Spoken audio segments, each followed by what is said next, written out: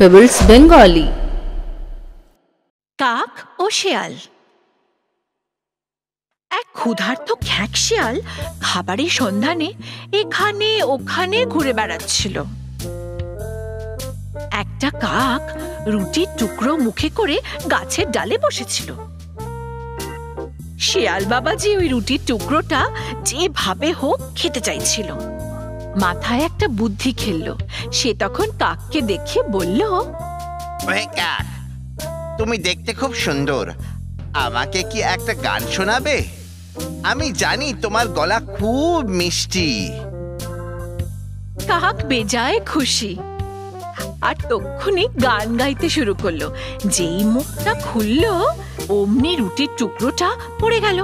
শিয়াল ওই রুটিটা খেয়ে অমনি ওখান থেকে পগার পার। দম্ভই পতনের কারণ। Pebbles Bengali।